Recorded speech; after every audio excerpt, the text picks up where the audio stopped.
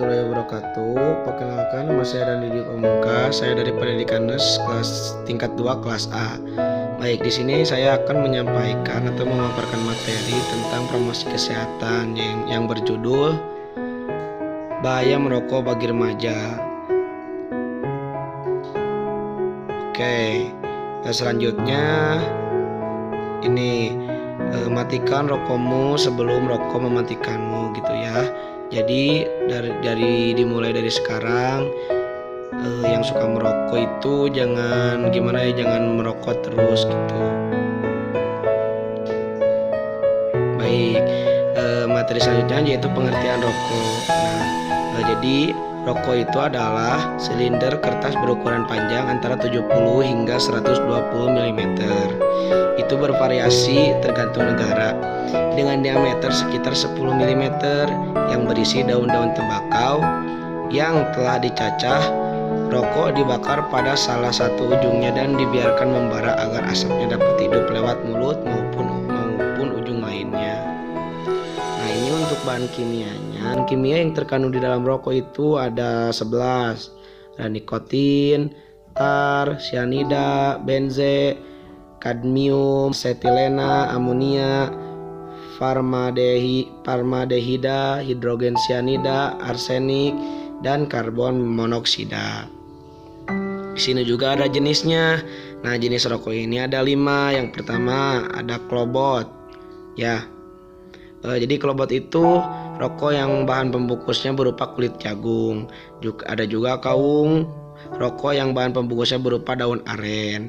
Terus juga ada sigaret, rokok yang bahan pembungkusnya berupa kertas.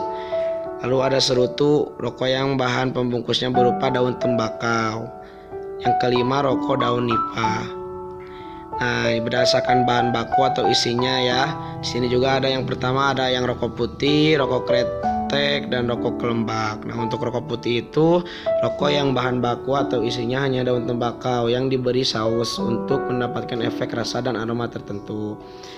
Lalu rokok kretek, rokok yang bahan bakunya atau isinya berupa daun tembakau dan cengkeh yang diberi saus untuk mendapatkan efek rasa dan aroma tertentu. Yang ketiga, rokok kelembak, rokok yang bahan baku atau isinya berupa daun tembakau, cengkeh, kemenyan yang diberi saus untuk mendapatkan efek rasa dan aroma tertentu. Lanjut. Nah, di sini juga ada faktor-faktor yang mempengaruhi perilaku merokok. Yang pertama, pengaruh keluarga. Jadi di keluarga kalian itu kalau misalkan ada orang tua kalian yang merokok, nah itu juga bisa terpengaruh kepada generasi selanjutnya atau anak-anaknya. Lanjut, pengaruh teman. Nah, ini juga pengaruh teman juga ini sangat berbahaya gitu. Karena kita kan pasti ya mempunyai teman. Nah, teman kita itu perokok misalkan gitu. Jadi awalnya kita hanya coba-coba, lama kelamaan bisa kecanduan. Lalu kepribadian merokok kita ya, kalau kita pribadinya udah sering ngerokok ya nggak bisa berhenti gitu, terus aja ngerokok gitu. Lalu juga pengaruh iklan. Nah, untuk teman-teman juga kalau ngelihat iklan rokok kan suka di bagus-bagusin. Nah, itu juga bisa mempengaruhi kalian. Lanjut. Nah, untuk di sini yaitu dampak perilaku merokok. Tentunya kalau ada positif pasti ada negatifnya. Nah, ini dampak positifnya. Merokok memiliki dampak positif yang sangat sedikit bagi kesehatan. Menurut Graham dan Ogden tahun 2000 menyatakan bahwa perokok dengan merokok dapat menghasilkan mood positif dan dapat membantu individu menghadapi keadaan-keadaan yang sulit. Lalu menurut Smith tahun 1994 menyebutkan keuntungan merokok terutama bagi perokok yaitu mengurangi ketegangan, membantu konsentrasi, dukungan sosial, dan menyenangkan. Tadi dampak positifnya, sekarang dampak negatifnya yaitu perokok bukan penyebab penyakit, tetapi dapat memicu suatu jenis penyakit. Rokok juga tidak menyebabkan kematian secara langsung, tetapi dapat mendorong munculnya penyakit yang dapat menyebabkan kematian. Berbagai penyakit yang dipicu karena rokok dimulai dari penyakit kepala sampai dengan penyakit di telapak kaki.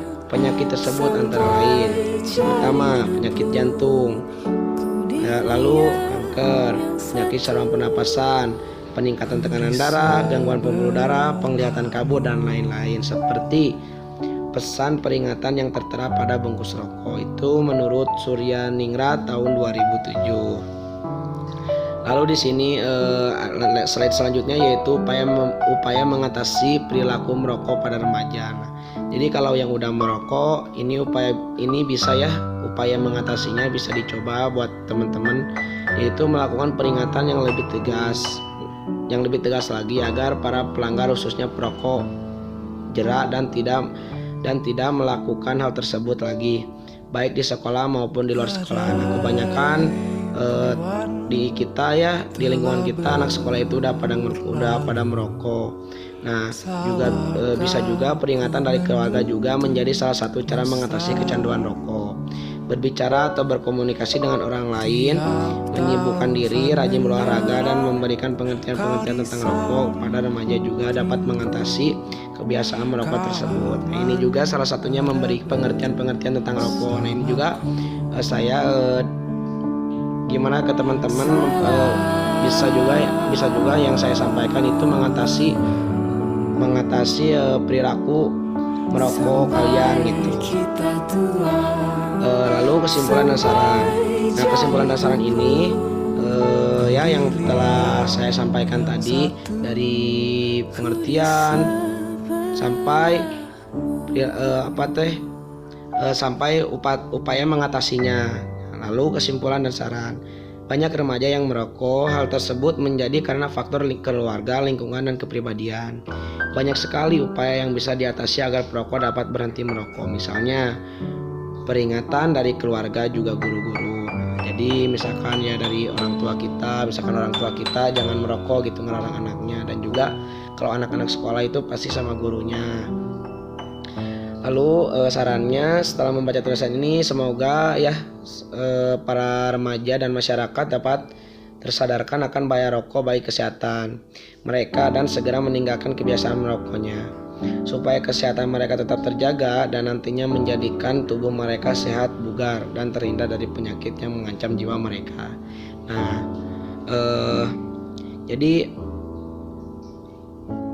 untuk kalian yang perokok berat ya, dimulai dari sekarang, sedikit demi sedikit berhentilah merokok atau kurangi merokoknya.